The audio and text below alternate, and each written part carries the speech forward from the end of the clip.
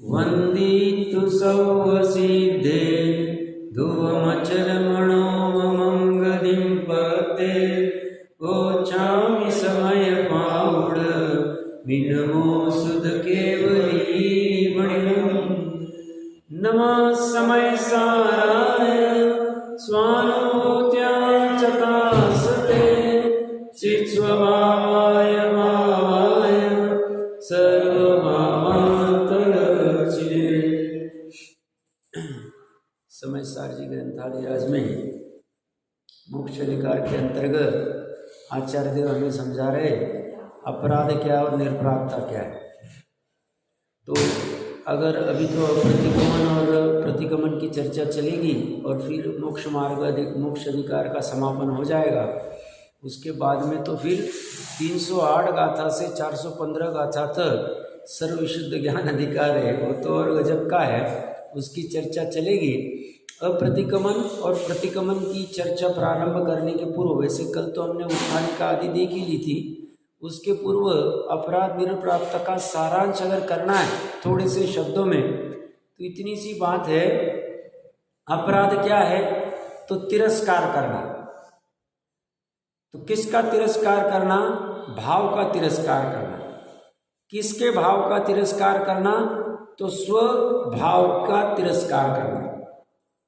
स्वभाव कैसा है? तो वह कह रहे हैं एकमात्र शुद्ध स्वभाव का तिरस्कार करना, एकमात्र शुद्ध स्वस्वभाव का तिरस्कार करना, पर से भिन्न एकमात्र शुद्ध स्वस्वभाव का तिरस्कार करना, पर से भिन्न एकमात्र चैतन्यमय आनंदमय स्वस्वभाव का तिरस्कार करना, इतना ही अपराध है। यहाँ पे किसी को कुछ अटपटा लगा, मैंने जो भी और चर्चा की 2 मिनट में, कुछ तो भी अटपटा लगा, अगर हाँ परद्रव्य का तो था ही, एक महत्वपूर्ण मैंने क्या किया, स्वभाव का और फिर स्वस्वभाव का, 2 बार स्व का यूज किया। क्या कारण हो सकता है? स्वभाव और स्वस्वभाव, इसमें पहले वाला जो स्व है, स्व स्वभाव में वह अपना स्वभाव की बात कर रहे हैं, स्व मतलब अपना, और दूसरा वाला जो स्व है वह अनादि अनंत स्वभाव की बात कर रहे हैं, क्योंकि उत्पाद वे भी स्वभावी है।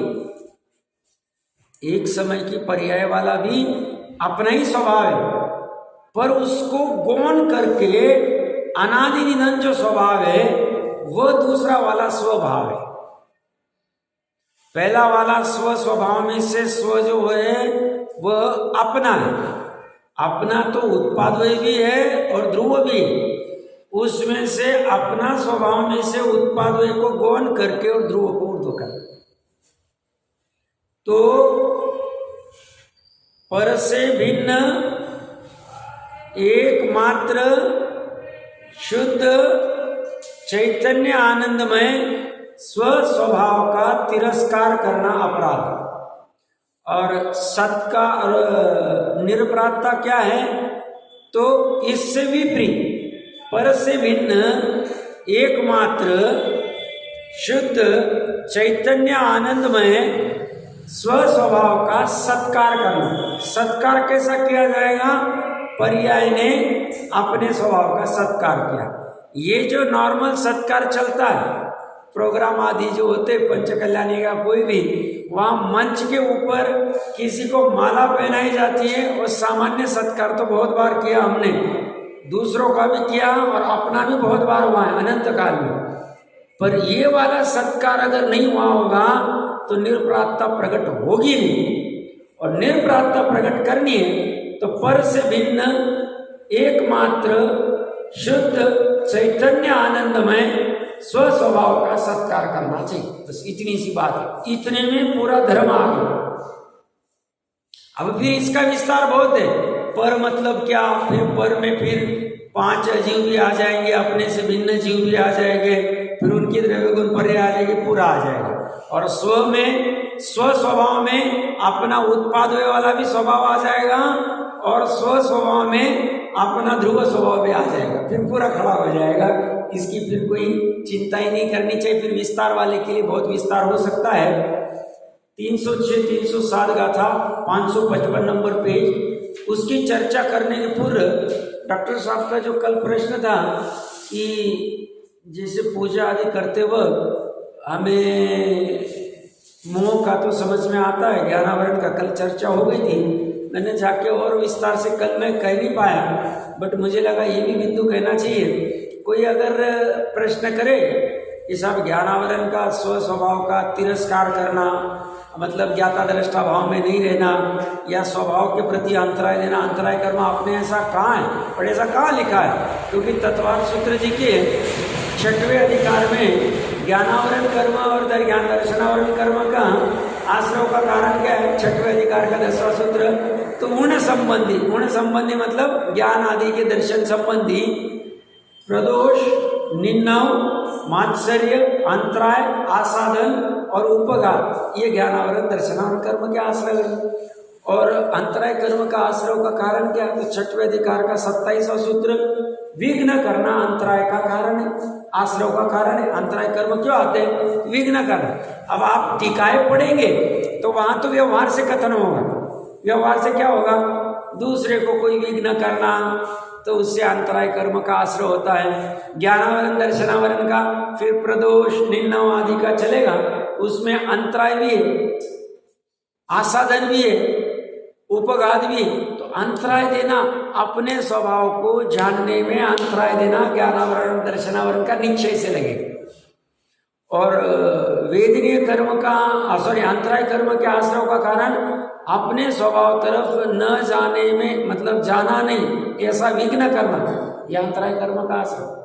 तो उस समय होता है जब हम पंच परमेष्टि को ध्यान रहे हैं, तब अपने स्वभाव की तरफ विघ्न हो रहा है जाने में,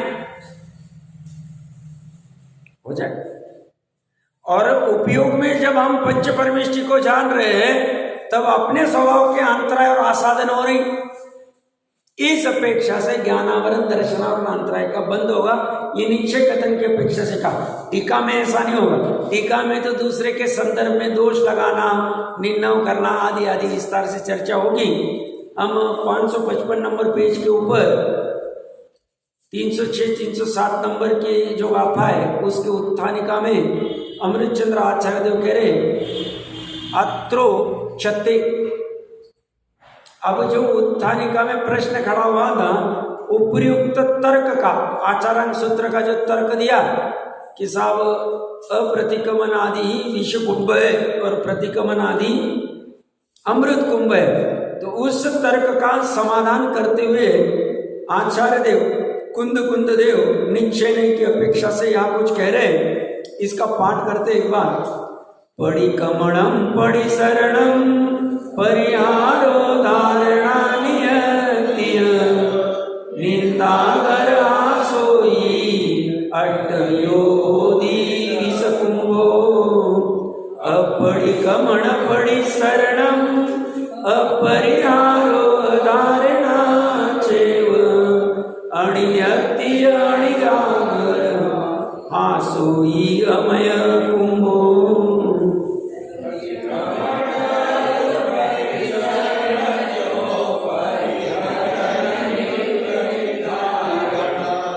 अरुशुद्धि निंदा करणाय अष्टविध विष कुंभ है। अण प्रतिक्रमण अण प्रतिसरण अण परिहर अण धारणा अणिवृत्ति अणगर अणिंद शुद्धि अमृत कुंभ है। गाथार्थ प्रतिक्रमणम प्रतिक्रमण प्रतिसरणम प्रतिसरण परिहारम परिहार धारणा धारणा निवृत्ति निवृत्ति निंदा निंदा गर्रा च शुद्धि और शुद्धि अष्टविध यह 8 प्रकार का विश्व कुंभ है। भवती है, क्योंकि इसमें कर्तृत्व की बुद्धि समाहित है, संभवित है। अप्रतिक्रमणम, अप्रतिक्रमण, अप्रतिसरणम, अप्रतिसरण, अपरिहार, अपरिहार, अधारणा, अनिवृत्ति च, अनिवृत्ति, अनिंदा, अनिंदा, अगर्रा च एव, और अशुद्धि। अमृत कुंभ, यह अमृत कुंभ है, क्योंकि इसके कर्तृत्व का, इससे कर्तृत्व का निषेध है, कुछ करना ही नहीं है, इसलिए बंद ही नहीं होता है। अब जो हमने ये जो 2 गाथाएं उत्थानिका में दी थी, यहाँ पे जो कहा है वैसे के वैसे कहा है, सिर्फ 2 शब्द घुमा दिए। वहां पे अप्रतिक्रमण आदि को विष कुंभ कहा है और प्रतिक्रमण आदि को अमृत कुंभ कहा है। कहाँ पे? आचार सूत्रों में। आचार सूत्र को हो, व्यवहार सूत्र को हो, या चिरंतन प्रायचित्त ग्रंथ को हो, चलेगा, जो जो उन्होंने कहा है। और उससे विपरीत यहाँ पे प्रतिक्रमण को विष कुंभ कह रहे हैं और अनप्रतिक्रमण, अनप्रतिसरण को अमृत कुंभ कह रहे हैं। नया नया जीव होगा, हम तो सभी पुराने जीव है, तो हम तो सब समझ ही पा रहे हैं। इसकी अपेक्षा नया जीव होगा तो गड़बड़ा जाएगा। वो कहते हैं एक ही सर्वज्ञ ने चरणानुयोग का भी कथन किया और वही सर्वज्ञ ने अध्यात्म का भी कथन किया। चरणानुयोग में ये कह रहे, देखो साहब परस्पर विरोध दिख रहा है। जिनवानी में कहते हैं आप परस्पर में विरोध नहीं होता है, ये बेकार है जिनवानी। या तो आचार सूत्र का कथन सही होगा या तो अध्यात्म का कथन सही होगा। अब एक कथन सही है, दूसरा गलत है, तो परस्पर विरोध दिख रहा है, इसलिए जिनवानी बराबर नहीं है, छोड़ दो इसको। और आप जो कहते हो जिनवानी परस्पर विरोध रहित होती है, विरोध का ध्वंस करती है, उसमें विरोध नहीं होता है, साधवाद में गुथी गई है, हम समझ में नहीं आता है, गड़बड़। नए जीव को ऐसी शंका हो सकती है, उसे समझदार जीव समझाएंगे, भैया वो भी कथन सही है, ये भी कथन सही है। समनभद्र आचार्य देव ने स्पष्ट रूप से कहा है, जैनियों के कथन में अपेक्षा नहीं भी खोली हुई है तो भी अपेक्षा लगी हुई। जैनियों के कथन में शादवाद लगा हुआ है। तो वहां पे जब उन्होंने, वहां पे मतलब आचार सूत्र में जब उन्होंने कहा कि अप्रतिक्रमण आदि विष कुंभ है और प्रतिक्रमण आदि अमृत कुंभ है, वहां अपेक्षा लगी हुई है, वो व्यवहार का कथन है, उपचार का कथन है। वहां पे उस जीव को अशुभ में से निकाल के शुभ में लाना है, उसको तीव्र कषाय छुड़ा के मंद कषाय में लाना है। और जब अध्यात्म के पास आते हैं तो अध्यात्म एकदम नजदीक लेके जाना चाहता है। किसके नजदीक? स्वभाव के नजदीक। अमृत चंद्र देव ने गजब की टीका लिखी, इसी की टीका में 2-3 महत्वपूर्ण बिंदु लिखे। तो वो ऐसा नहीं कि अध्यात्म का शास्त्र, उन्हें स्पष्ट रूप से ऐसा नहीं समझना कि ये शास्त्र प्रतिक्रमण को छुड़वाता है। तो वो वहां कहेंगे अमृत चंद्र आचार्य देव कि यहां पे ऊपर उठाना है उसको और नजदीक जाना है, इसका प्रॉपर काम करवाना है। इसलिए हमने प्रतिक्रमण को विष कुंभ कहा और अप्रतिक्रमण को अमृत कुंभ कहा। क्यों कहा? क्योंकि हमारी दृष्टि से प्रतिक्रमण का अर्थ बदल जाता है और अप्रतिक्रमण का अर्थ बदल जाता है। चरणानुयोग में अप्रतिक्रमण का अर्थ अलग है। जैसे दर्शन ये शब्द है, दर्शन शब्द के 4 अलग अलग अर्थ आए। कल परसों शाम में कोई भाई अच्छा पूछ रहे थे, ये भाई पूछ रहे थे कि मोह का अर्थ क्या लेना। मैं बोला कहाँ आया है उस अनुसार मोह का अर्थ लेना। सिर्फ मोह है तो समझ लेना दर्शन मोह और चारित्र मोह दोनों गर्भित है, प्रकरण के अनुसार लेना पड़ेगा। मोह राग द्वेष है तो वहां मोह का अर्थ मिथ्यात्व लेना, राग द्वेष का अर्थ क्रोध मान माया लोभ लेना। और कहीं पे सिर्फ कषाय आया है और प्रकरण के अनुसार उस कषाय में एकत्व ममत्व वाली कषाय भी ले लेना, अनंतानुबंधी के साथ वाला मिथ्यात्व भी ले लेना। प्रकरण कैसा चलेगा उस अनुसार हमें अर्थ करना चाहिए। दर्शन शब्द का भी पूर्व में हमने चर्चा की है। दर्शन का अर्थ प्रकरण के अनुसार बदलेगा। सामान्य चक्षु दर्शन होगा तो वहां सिर्फ आंखों से देखना है जिन बिंब आदि को। जैन दर्शन होगा तो वहां जैन मत की बात है, जैन तत्व की बात है। बौद्ध दर्शन, जैन दर्शन आदि ज्ञान के साथ दर्शन की बात आ रही है तो सामान्य उपयोग के अनुसार आएगी। और दर्शन सम्यक दर्शन की अपेक्षा से आ रही है तो वह श्रद्धा की अपेक्षा से चलेगी। चारों दर्शन के अर्थ अलग है। ऐसे ही प्रतिकमन आचार सूत्र में जो कहा है और अप्रतिकमन जो आचार सूत्र में कहा है और अध्यात्म में जो अप्रतिकमन कहा जा रहा है, दोनों का अर्थ अलग चलेगा। अब ये खोला नहीं, कुंद कुंद देव तो लिख के चले गए, अमृतचंद्र देव ने उसका अर्थ निकाला है। उत्थानिका भी अमृतचंद्र देव ने लिखी, कुंद कुंद देव ने सिर्फ ये 4 लाइन लिख दी, 306 307 गाथा की, चले गए। इसीलिए अध्यात्म पढ़ना है आत्मख्याति से पढ़ना। क्यों? टोडरमल जी को पता था कि ये सिर्फ ये पढ़ेंगे तो ये गड़बड़ा जाएगा, इसे समझेगा नहीं, ये निश्चयवासी हो सकता है। ये कहेगा देखो साहब हम अध्यात्म को ही मानते हैं, अध्यात्म उच्च कोटि का होता है, निश्चय का कथन है। या कुंद कुंद आचार्य देव कह के गए अप्रतिकमन करना ही अमृत कुंभ है तो हम इसलिए अप्रतिकमन नहीं करते। वो बेकार आदमी यहाँ प्रतिकमन करता रहता है, रात दिन बैठता है, क्या फायदा है? वो कुंद कुंद देव को समझा ही नहीं उसने। अब वही कुंद कुंद देव अभी 383 से 386 गाथा में प्रतिकमन अप्रतिकमन आदि करने को कहेंगे। वहां प्रतिकमन क्या है, सॉरी प्रतिकमन प्रत्याख्यान आलोचना करने को कहेंगे। वहां प्रतिकमन का अर्थ क्या है वहां समझना पड़ेगा। 2 मिनट के लिए देखना है तो हम देख सकते हैं पेज नंबर 663 होना चाहिए मेरे ख्याल से, 663 होना चाहिए ऐसा लग रहा है। देखो हाँ 663 बराबर, 664 नंबर पेज, 663 63 और 664 पेज पे 383 384 385 386 4 गाथाएं लिखा दी। उसका गाथार्थ सिर्फ 1 मिनट के लिए पढ़ते 2-3 लाइन। पूर्वकृत जो अनेक प्रकार के विस्तार वाला ज्ञानावरणादि आदि शुभाशुभ कर्म है उससे जो आत्मा अपने को दूर रखता है वह आत्मा प्रतिकमन है। प्रतिकमन की भाषा क्या दी परिभाषा? शुभाशुभ कर्म से दूर रखना, शुभ भी आ गए। और चरणान योग क्या कहेगा? अशुभ से दूर रहना।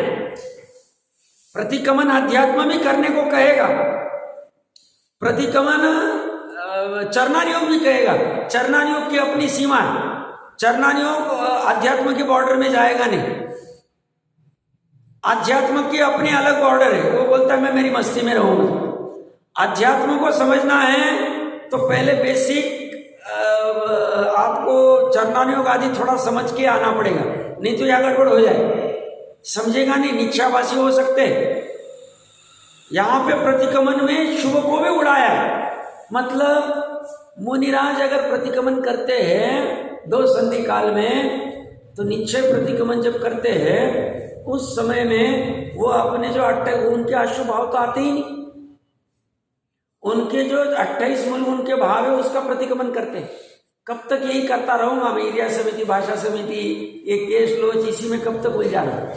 अभी सामान्य जीव को आश्चर्य लगेगा साहब हमारे तो एरिया समिति, भाषा समिति कुछ हो नहीं रहा है, हमारे पाप ही पाप चल रहे हैं, आप पुण्य का प्रतिकमन करें। ऐसा ही क्यों, पुण्य भी तो छोड़नी होगी।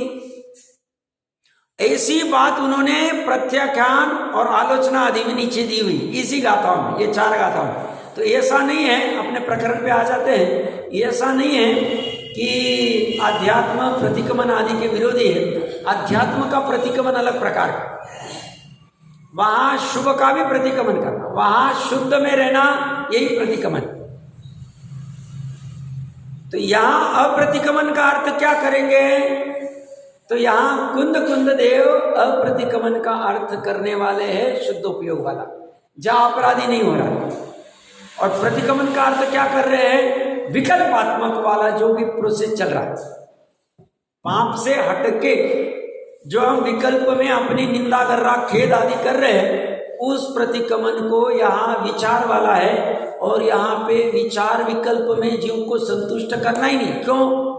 अनंती बार ये सब करके आ गया, अनंती बार इसने विचार किए, अनंती बार इसने विकल्प किए। नहीं, मैंने ये चीज अच्छी नहीं की, मैंने उसके ऊपर क्रोध किया, अच्छा नहीं किया, मैंने ये झूठ बोला, अच्छा नहीं किया, मैंने ये परिग्रह किया, अच्छा नहीं किया, मेरे से जीवों की हिंसा हो गई, अच्छी नहीं की, मैंने देखा शोधा नहीं और जोर से उस वस्तु को मैंने खींच लिया और उसके अंदर चींटी मर गई।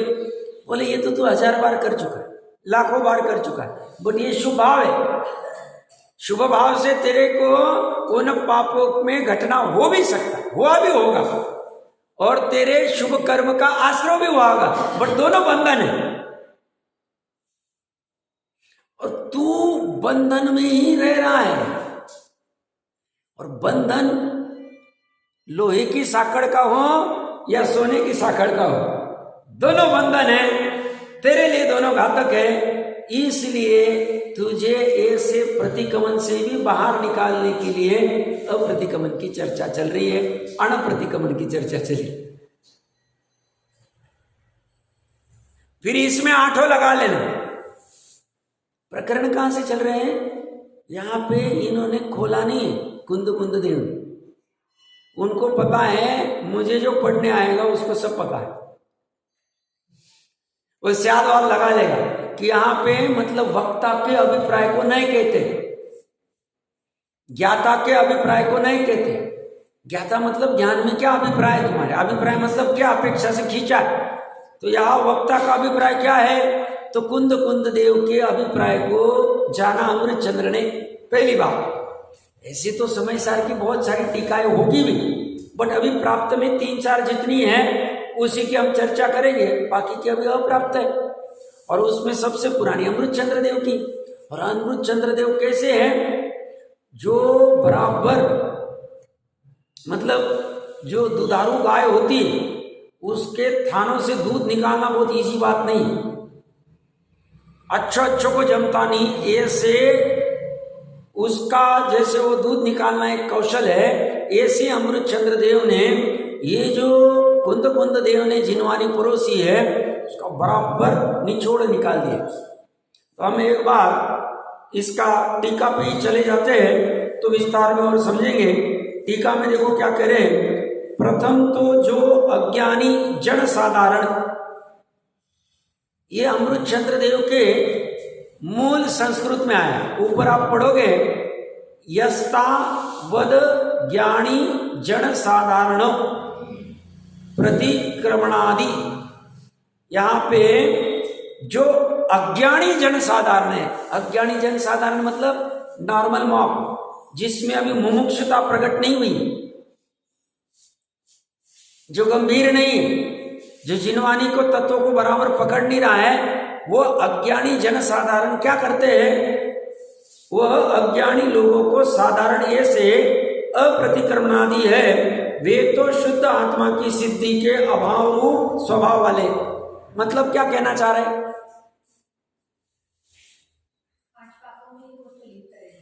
बहुत अच्छा, 5 पापों में लिप्त रहता है और साथ में प्रतिक्रमण भी नहीं करता है। प्रतिक्रमण भी नहीं करता है मतलब वो 5 पाप करता है, मतलब अप्रतिक्रमण कर रहा है। अप्रतिक्रमण कर रहा है मतलब तीव्र कषाय कर रहा है, और वो 5 पाप उसको पाप भी लग नहीं रहे हैं, और पाप की निंदा गर्रा करके मंद कषाय में भी नहीं आ रहा है। तो तीव्र कषाय से मंद कषाय में नहीं आएगा तो मंद कषाय पूर्वक ही शुद्ध उपयोग प्रकट होता है। तीव्र कषाय से तुरंत शुद्ध उपयोग नहीं होता है। पाप के भाव से शुद्ध भाव नहीं होते, पुण्य के भाव पूर्वक शुद्ध भाव होते। मतलब जब जब शुद्ध भाव प्रकट होगा कोई भी जीव का, आज तक अनंत जीवों का, उसके अनंतर पूर्वक क्षणवर्ती पर्याय में वो शुभ भाव में आता ही आता है। वो शेर का जीव भी भले तीव्र कषाय से हिरण का मांस खा रहा है, बट उसने जब प्रथम सम्यक दर्शन किया होगा, निमित्त रूप में मुनिराज जो कह रहे वो कह रहे, वो करने के अंतर मुहूर्त पहले वो शुभ भाव में आए या प्रतिक्रमण प्रायश्चित किया ही उसने, ये मैं क्या कर रहा हूं, 100% किया है। मैं स्थूल कथन कह रहा हूं, एग्जैक्टली केवल ही जान। उसी ने स्वयं उस हिरण को पकड़ा है, उसी ने उस स्वयं हिरण को मारा है, उसी ने स्वयं उसकी चीरफाड़ कर रहा है, और वही इमीडिएटली अंतर्मुहूर्त बाद में शुभ भाव में आया, और शुभ भाव के बाद में वही शैव लब्धि आदि, और वो करके उसने अधकरण अपूर्वकरण अनिवृत्तन करके सम्यक दर्शन। ये वहां अंतर्मुहूर्त में, बट उतने अंतर्मुहूर्त काल में ऐसा नहीं कि मुनिराज वहां चर्चा कर रहे हैं, ये हिरण को खा ही रहा है और सम्यक दर्शन में होगा, ऐसा होगा ही नहीं। सम्यक दर्शन होना मतलब शुद्धोपयोग होना, शुद्धोपयोग होने के पूर्व 5 लब्धि में शुभ भाव होते हैं। तो यहां ये क्या कह रहे हैं, शुद्ध आत्मा की सिद्धि के अभाव रूप स्वभाव वाले कौन, अज्ञानी जन साधारण। अज्ञानी जन साधारण मतलब जो 5 इंद्रिय के विषयों में, क्रोध आदि कषायों में और 5 प्रकार की अविरति में, हिंसा आदि में रक्त, उनको फील ही नहीं होता कि हम ये गलत कर रहे हैं, अपने लिए, दूसरों के लिए नहीं, जैन धर्म के लिए नहीं, साधर्मी के लिए नहीं, स्वयं के लिए गलत कर रहे हैं, फील ही नहीं होता। उनको लगता है पूरी दुनिया ये कर रही है, मैं भी ये कर रहा हूं, क्या गलत कर रहा हूं। ये तो मनुष्य का स्वभाव है, क्या परिग्रह करना, झूठ बोलना, अब्रह्म करना, क्रोध करना, लोभ करना, 5 इंद्रिय के विषय प्राप्त है तो करनी चाहिए सेवन, उसमें क्या। भोग संस्कृति जिसे कहते हैं ना, ये पाश्चात्य संस्कृति, भोग संस्कृति, इनका पूरा दिमाग उस तरफ चलता है, भोग, और भोग के फिर साधन बनाते हैं, 5 इंद्रिय के विषय के भोग बनाते हैं। आज हमें मार्केट में जाए, कभी जाना है, ये भी पुरुषार्थ में आए, और देखना आज का जो मार्केट में जितनी सारी वस्तुएं, घूम के आना कभी, तो 1-2 किलोमीटर ही, या मार्केट में तो सभी अवेलेबल हो जाते हैं। इंदौर में जो सब 80% अवेलेबल हो जाए, अब तालुका है, तहसील प्लेस है, तो आज जितनी भोगवादी की चीजें है 40 साल पहले नहीं हो। भोगवाद बढ़ रहा है और उतना दुख बढ़ रहा है। अब देख लेना, पूछो 40, 50, 60, 70 वाले भी बैठे यहाँ पे, उनको आज वर्तमान में जितनी आकुलता दुख है उतनी 40 साल, तत्व ज्ञान मान लो तभी भी नहीं था और आज भी नहीं, मान लो। कारण क्या, वो इस 5 इंद्रिय के विषय में रमन करते हुए भी, अप्रतिक्रमण करते हुए भी, पाप करते हुए भी उसे फील ही नहीं हो रहा। और उसको क्या कह रहे हैं अमृतचंद्र देव, जन साधारण, साधारण जन है, उनका काम कुछ नहीं, पुण्य के उदय से मनुष्य भोग मिल गया, पूरा जीवन भर बस 5 इंद्रिय के विषय, कषाय, खाना पीना, हिंसा, परिग्रह, ये करके चला जाता। फोटो लटक जाते, घर वाले माला पहना देते, टोपी वोपी चढ़ा देते, हो गया, क्रियाक्रम हो गए।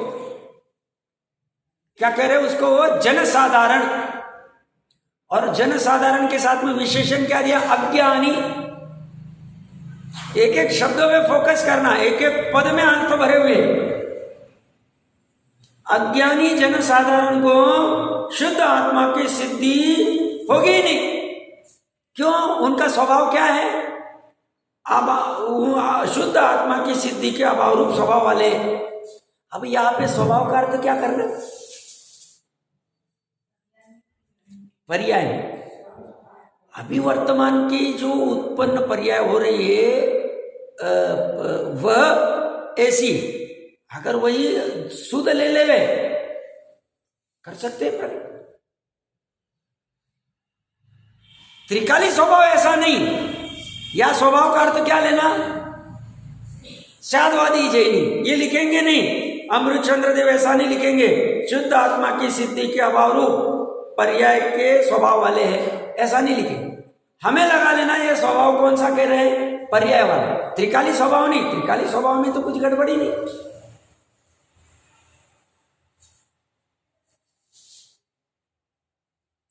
अज्ञानी जन साधारण ये सब करते हुए भी शुद्ध आत्मा की सिद्धि के अभाव रूप स्वभाव वाले, मतलब शुद्ध आत्मा की उनको सिद्धि होगी नहीं। कब तक नहीं होगी? जब तक अज्ञानी जनसाधारण बने रहेंगे, जब तक तत्वों को बराबर नहीं पकड़ेंगे, तब तक वो तीव्र कषाय में रहेंगे, वैसे उनका होगा। ये मतलब ये जीव क्या करता है? स्वयं ही स्वयं का घात कर रहा है, स्वयं ही अपने पैर के ऊपर कुल्हाड़ी लगा रहा है। जो कोई जीव संसार अवस्था में है, हमसे ले ले, सभी ले लो, उसका एकमात्र कारण स्व है। आत्मा ही आत्मा का मित्र है, आत्मा ही आत्मा का शत्रु है। शत्रु की अपेक्षा से जब वो शुद्ध आत्मा की सिद्धि नहीं करता है, और मित्र की अपेक्षा से शुद्ध आत्मा की सिद्धि करेगा। दूसरा कुछ भी नहीं, सब कुछ आके एक ही जगह रुकेगा, काम इसी से होगा, अनंतों का इसी से हुआ है, हमारा भी इसी से होगा। बस भावना, स्वाध्याय, तत्वविचार, 3 चीजें लगा ली अपने इतना हाथ में, और स्वाध्याय तत्वविचार करते करते अपनी क्रियाओं में क्या विवेक होना चाहिए वो भी आराम से आ जाए, उसको लाना नहीं पड़े। अगर बराबर से स्वाध्याय चारों नियोग का अच्छे से कर रहे तो समझ में आ जाए क्या करना चाहिए, क्या नहीं करना चाहिए, ये उपाधि आदि समझ में आ जाओ, करने हो कि ना करने हो।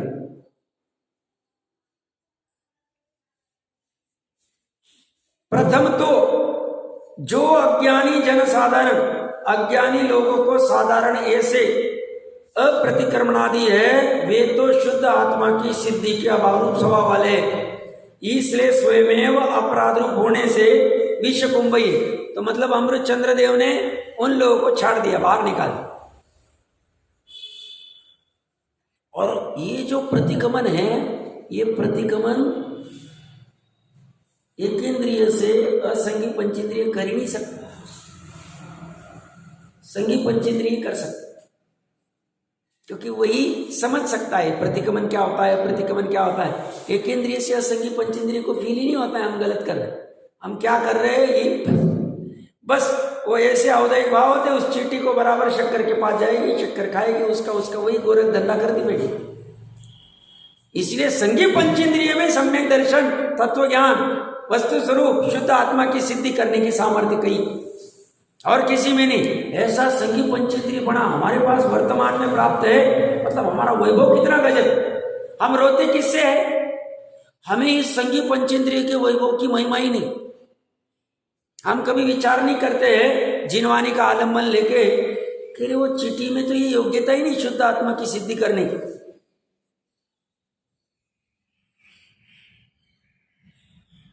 है ही नहीं उनमें, उस मच्छर में नहीं जिसके पीछे हम पड़े। कितने मच्छर हो गए, कितने मच्छर हो गए, ठीक है उपाय कर, परेशान क्यों हो रहा?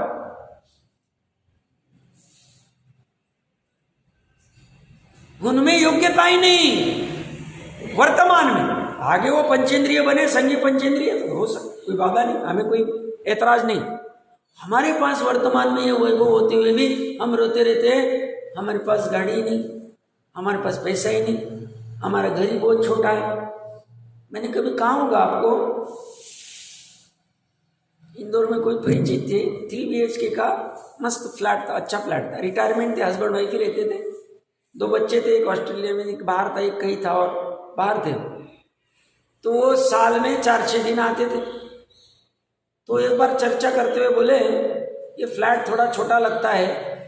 साल हमने देखा, 2-3 साल देखा, साल में सिर्फ 4-6, 8 दिन 10 दिन आते होंगे बच्चे छुट्टी लेके दिवाली वाली में कहीं। तो बोले अभी बड़ा बंगला लेना है, पैसे तो ही, पुण्य का उदय है तो पैसे थे, अभी ये छोटा लग रहा है 3 BHK, सोने में थोड़ी अड़चन होती है। तो अभी प्रकरण कहाँ से चल रहा है, उसका उपयोग पूरा उधर के उधर लगा है। अब वो इसको बेचेगा, उसको घर खरीदेगा, फिर उसका फर्नीचर बनाएगा, फिर इसी में आयुष्य का इतना रिटायरमेंट का समय डाला है। और 9 से 3 बजे तक बस वो मोबाइल पे चलेगा, शेयर ट्रेडिंग ये वो, उसी में कुछ आज इतना कमाया, आज उतना कमाया, इति श्री रिटायरमेंट। आत्मा का प्रकरण कहाँ से चल रहे हैं? जन साधारण। अब हम कहाँ खड़े देखना, हम अपने लिए स्वयं के लिए कितना समय, अगर हम आज भी 70 साल के हो गए, 60 के हो गए, 75 के हो गए और अभी भी व्यापार धंधे में लगे हुए, अभी भी तू क्या कर रहा है, वो क्या कर रहा है, अब लग रहा है लड़का काम को लग गया है, घर वाले ठीक है अपना अपना करना चाहिए, और अभी भी किरकिर किरकिर कर रहा है और आत्मा की ठान नहीं ली, तत्व ज्ञान ग्रहण नहीं किया, गड़बड़, बहुत गड़बड़। जन साधारण के जैसे आएंगे चले जाएंगे, ये धर्म मिला फिर भी नहीं काम कर। और स्वामी जी जैसे ने बस एक समय सार मिला, कल्याण कर दिया और लाखों का कल्याण करवा दिया, और बाकी हम जैसे मिलके भी कुछ नहीं कर पाए, गड़बड़, जन साधारण जैसा काम हो जाए।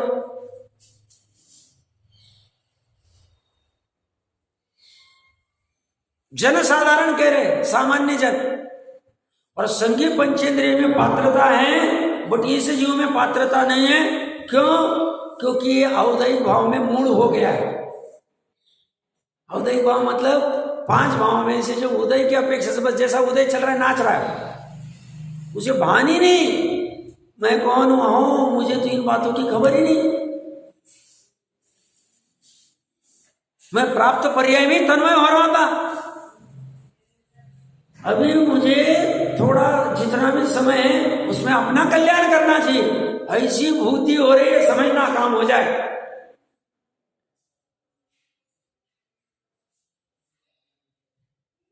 प्राप्त पर्याय में तन्मय होने की आवश्यकता नहीं। और माताएं बहनें भी जो अभी 50, 60, 65 की हो गई, घर गृहस्थी में सब करने वाले हैं, ज्यादा विकल्प में उलझना नहीं चाहिए, सब समय इधर डालना चाहिए, समझने। हमने शुद्ध आत्मा की सिद्धि के लिए कितना प्रयास किया, 24 घंटे में कितना प्रयास कर रहे, एक से ही काम होगा, उसके लिए क्या कर रहे, रात दिन साहब। इसमें तो हम मेंटली रिटायर हो जाएंगे, साइकोलॉजिकली प्रॉब्लम आएगा, कुछ नहीं होगा, साइकोलॉजिकल प्रॉब्लम दूर हो जाएगा। क्यों? इसी से काम होने वाला है। हाँ, तुम अगर बराबर नहीं पकड़ोगे शुद्ध आत्मा को, वो तुम्हारी गलती। तुमने सजग रहना चाहिए। जैसे नॉर्मल जनरली स्विमिंग पूल आदि में तो नहाना नहीं चाहिए, क्योंकि अनछना पानी होता है। मैं तो अपने उदाहरण के लिए बता रहा हूँ, स्विमिंग पूल आदि में किसी को नहाना है तो जंप करने के पहले देखता है हाइट कितनी है, कैसा पानी है, क्या है, सब बराबर से समझता है, सेफ्टी आदि के क्या है पूरा करके फिर वो जंप करता है।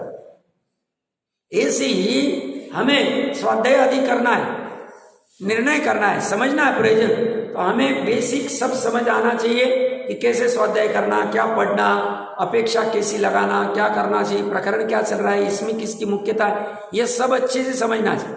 ऐसे डायरेक्ट जंप कर दोगे तो खत्म हो जाओगे, तो जिनवानी में भी पार नहीं कर पाओगे, क्योंकि अथाह समुद्र है।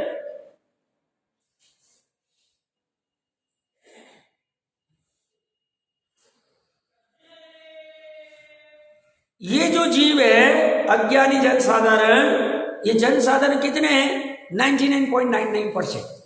आप अगर 205 गाथा होनी चाहिए मेरे ख्याल से, ये तो मेरे ख्याल से 205 गाथा में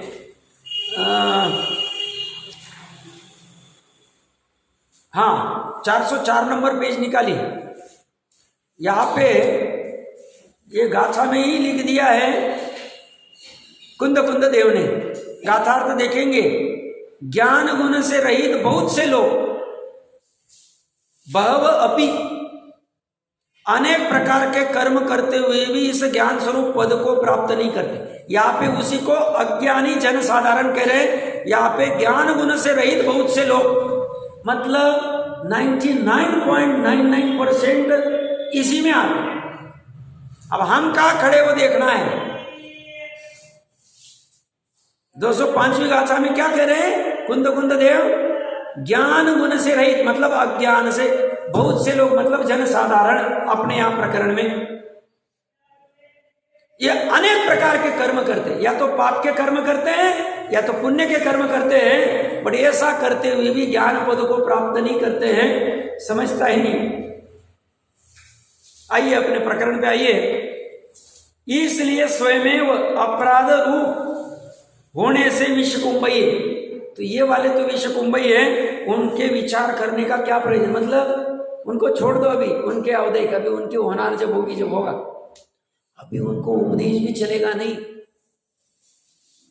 तीव्र कषाई वाले को आप उपदेश भी दो, आपके उखड़ जाएगा। आपको वो भी समझना चाहिए कौन सा जीव की पात्रता क्या है, उनको नहीं चलेगा, उपदेश नहीं चलेगा।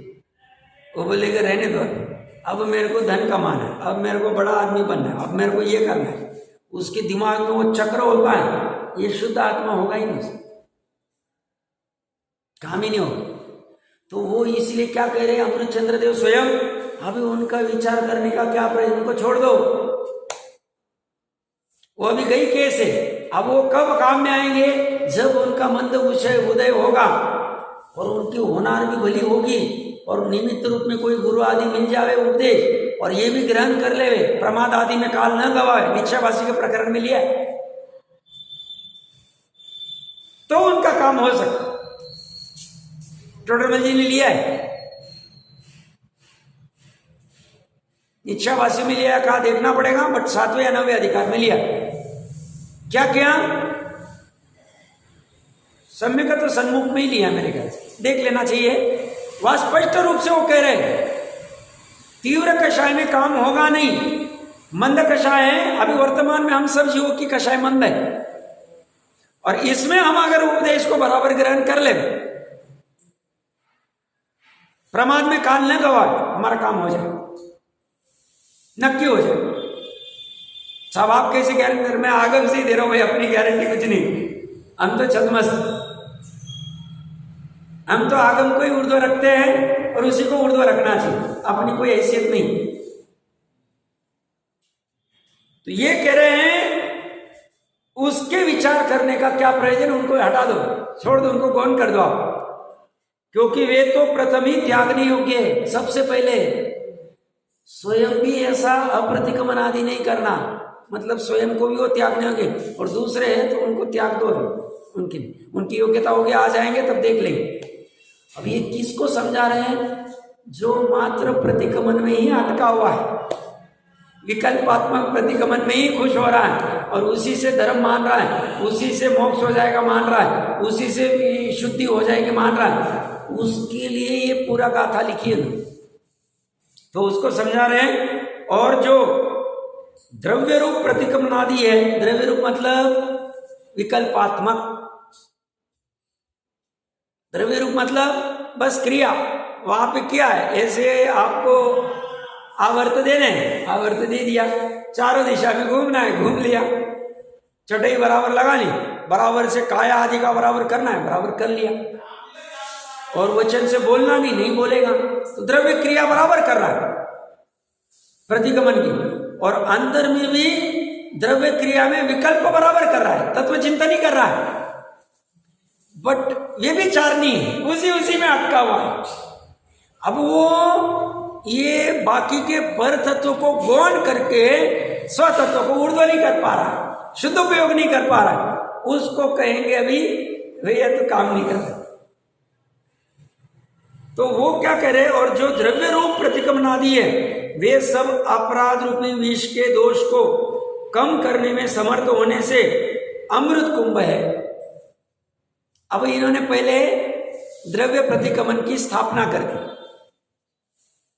क्या स्थापना की, जैसे हम अपने परिणाम उज्जवल करने तो भगवान आदि को आह्वान करते, सन्निधिकरण करते, स्थापना करते, और फिर अभी लगा अभी तो व्यापार धंधे में जाना है, अभी तो अभी उनका विसर्जन भी करते। तो अभी तो स्थापना कर दी प्रतिक्रमण, किस अपेक्षा से, जो पाप आदि करके भी उसको पाप रूप नहीं मान रहा है, खेद नहीं कर रहा है, उसकी अपेक्षा से द्रव्य प्रतिक्रमण करने वाला अमृत कुंभ है। ये पहले स्थापन कर दिया। तो ये कह रहे हैं जो द्रव्य रूप प्रतिक्रमण आदि वे सब अपराध रूपी विष के दोष को कम करने में समर्थ होने से अमृत कुंभ है। ये सा व्यवहार आचार सूत्र में, कम करना मतलब तीव्र कषाय से मंद कषाय करना, उसमें वो समर्थ है। ये सा व्यवहार आचार सूत्र में कहा है, तथापि प्रतिक्रमण अप्रतिक्रमणादि से विलक्षण ऐसी अप्रतिक्रमणादि रूप तीसरी भूमिका को न देखने वाले पुरुष को वे द्रव्य प्रतिक्रमणादि अपराध काटने रूप अपना कार्य करने को असमर्थ होने से विपक्ष अर्थात बंध का कार्य करते होने से विषकुंभई है। जो आपने अन्यमति भाइयों का जो शंकर का स्वरूप देखा है, उनकी दो आंखें होती और तीसरी अंदर होती, और वो संकल्पना कहाँ से आई? संकल्प। आप आज तो समय नहीं अपना, कभी प्रकरण पड़ेगा तो देखेंगे। एक्चुअली शंकर का अच्छे से आप देखें तो ये आदिनाथ ही है, क्योंकि आदिनाथ आदि के भी बाल बढ़ गए थे, और जो उनके तीन धाराएं ज्ञान आदि की सम्यक दर्शन, सम्यक ज्ञान, सम्यक चारित्र की धारा निकली थी, या आप ओम नमः शिवाय में ओम देखोगे तो उसमें पंच परमिष्टि आ गए, और उनकी जो तीसरी आंख है वो खुलेगी तो विषकुंभ हो जाएगा, और जहर पूरा नाश हो जाएगा। अब ये वाली जो तीसरी आंख है अप्रतिक्रमण वाली, इसकी अपेक्षा से बराबर शादवाद लगाएंगे, आपको बराबर सब समझ में आ जाएगा। तो यहाँ अप्रतिक्रमण क्या है? तो अप्रतिक्रमण और प्रतिक्रमण से भिन्न तीसरी अवस्था है, तीसरी भूमिका है। ये तीसरी भूमिका को जो नहीं देखता है, किसको? शुद्ध वाली, संभाव वाली, ज्ञाता दृष्टा भाव वाली, इसको जो न देखने वाला पुरुष है, वे द्रव्य प्रतिक्रमणादि अपराध काटने रूप अपना कार्य करने को असमर्थ होने से, मतलब द्रव्य प्रतिक्रमण भी अपराध है। जैन धर्म की पराकाष्ठा देखो, जैन धर्म की पराकाष्ठा क्या? सब जैन धर्म में ऐसा खासियत क्या है? ये द्रव्य प्रतिक्रमण को भी अपराध कहते, द्रव्य लिंग को भी अपराध कहते। द्रव्य लिंग क्या है? 28 मुल्कों ने किसी को छेड़खानी नहीं कर रहे, कोई पाप नहीं कर रहे, पुण्य को भी बुरा कहते। द्रव्य प्रतिक्रमण क्या है? पुण्य भाव, विशुद्ध भाव है, शुभ भाव है। उस अपराध को काटने में समर्थ नहीं है, इसलिए असमर्थ होने से विपक्ष अर्थात बंध का कार्य करते होने से विषकुंभई। तो द्रव्य प्रतिक्रमण करने वाले को, विकल्पात्मक प्रतिक्रमण करने वाले को यह कर्म बंध का कारण है। चेता दिया अध्यात्म। चरणानियोग कर्म बंध नहीं कहे, चरणानियोग तो कहेगा दो संधि काल में प्रतिक्रमण करना ही चाहिए। सदा सुखदास जी का भी प्रकरण ही चल रहा था 106-107 गाथा के आसपास, सॉरी 104 आदि गाथा के आसपास, उसमें ही प्रतिक्रमण की चर्चा। वहां उसको अच्छा माना जाए, क्यों? उसकी भूमिका बनानी, उसके तीव्र कषाय से मंद कषाय में लाने। अब जो मंद कषाय में सालों से आया हुआ है, द्रव्य प्रतिक्रमण में ही संतुष्ट हुआ है, उसको अध्यात्म के डॉक्टर के पास आना पड़ेगा, समय सार के पास आना पड़ेगा, परमात्मा प्रकाश के पास आना पड़ेगा, योग सार के पास आना पड़ेगा। वो क्या कहेंगे? वो कहेंगे भैया द्रव्य प्रतिक्रमण कितने साल से कर रहा है तू? 2 संधि काल में सब 20 साल हो गए, शुद्धात्मा की अनुभूति हुई नहीं हुई? काम नहीं हुई। ठीक है, 20 साल से तुमने प्रतिक्रमण किया, देवगति तुम्हारी नक्की, उससे होगा क्या? तुम तो अतीन्द्रिय सुख लेने वाले थे, वहां इंद्रिय सुख ही मिलने वाला है। तो अतीन्द्रिय सुख का काम कर सकते हो, तो तुम्हें इस अपराध को काटना है, तो तुम्हें तीसरा जो अप्रतिक्रमण है उसको समझना पड़ेगा, उससे तुम्हारा काम होगा।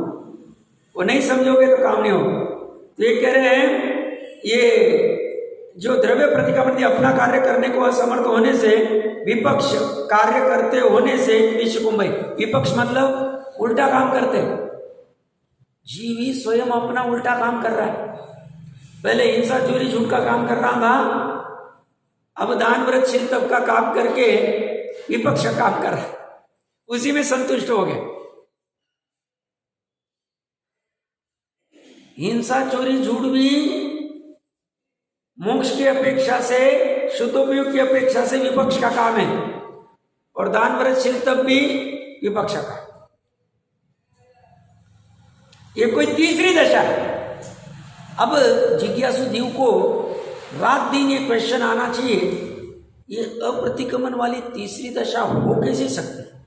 मेरे आत्मा में जब ये अप्रतिक्रमण का भाव प्रकट होगा तो उस समय में श्रद्धा की पर्याय की परिणति कैसी होगी, ज्ञान की पर्याय की परिणति कैसी होगी, चारित्र की पर्याय की परिणति कैसी होगी। अब ये जो खोज है ये व्यर्थ की नहीं। इसमें कितना पैसा मिलेगा साहब? 1 रुपया मिलेगा नहीं। इसमें कोई सर्टिफिकेट देगा साहब कि साहब इन्होंने इतने इतने किए, कुछ नहीं मिले। बट ये अगर खोज हो जाए और अंतर्मुहूर्त के लिए ये निश्चय रूप से प्रकट हो जाए, समझना आपका काम हो गया। इतनी गजब की खोज है, पूरा साइंस। ये एसी, कूलर या मोबाइल या आर्टिफिशियल इंटेलिजेंस, कंप्यूटर, ये व्हाट्सएप वगैरह की खोज करके वो आदमी तो होगा नहीं होगा, उसने इस आत्मा की, शुद्ध आत्मा की खोज नहीं की। वो पर्याय में कैसे प्रकट होता है, कैसे इस अपराध को काटा जाता है, उसने शोधा नहीं। आकुलित, वो स्वयं भी आकुलित है। और ये बेचारे जितने लाखों करोड़ों जीव है जो इसी में उलझ गए हैं, इसी में फंस गए, वो भी बर्बाद हो जाए। उनको कोई बलजोरी नहीं कर रहा है, वो आर्टिफिशियल इंटेलिजेंस या मोबाइल या कोई भी वस्तु, ये स्वयं होके बाजार निमित्त रूप में वो खड़े। ये खोज बहुत काम की। इसलिए मैं बार बार कहता हूं, लोगों को लगता है फालतू ये जैन धर्म, ये क्रियाकांडी धर्म है, पानी छानने को कह देता है, रात्रि भोजन त्याग करने को कह देता है, आलू प्याज नहीं खाने को कह देता है, अष्टमी को ऐसा करो, अभी महावीर भगवान का निर्वाण महोत्सव ऐसा मनाओ, विधान करने को कह देता है, यहाँ जाना क्या होता है उस। अरे भैया ये तो ऊपर ऊपर का है, अंदर में ये माल गजब। ये खोज करने, ये तो उपचार से बीच में खड़ा किया था कि भाई तू इतने साल से पाप करके आया है, तेरे को अभी ये लगाने के लिए करो। जैसे वो पहले ब्रह्मचर्य आश्रम में 10-15 साल चला जाता था गुरु के पास में, फिर आते थे देशभूषण कुलभूषण, तो उनको हल्दी आदि से उपटन लगाया जाता। ऐसे अनादिकाल से पाप में उलझा हुआ है। अब इसको होनार बली है तो इसको पहले कहते हैं तू तीर्थ यात्रा कर, पंच कल्याण कर, ये कर, वो सब करवाएंगे उसको। और जब उपटन आदि से वो हो जाएगा फिर बोलेंगे भैया ये नहीं, ये काम क्या अपराध चल रहा है ये भी, और इस अपराध को काटने का उपाय ये अप्रतिक्रमण कर तू, फिर उसको समझाए। प्रकरण कहां से चल रहा है कि हमारी अवस्था कैसी होगी जब हम इस द्रव्य प्रतिक्रमण के अपराध को भी काटेंगे। इसका विचार करना, इसमें और कुछ बिंदु है, चर्चा करते हैं।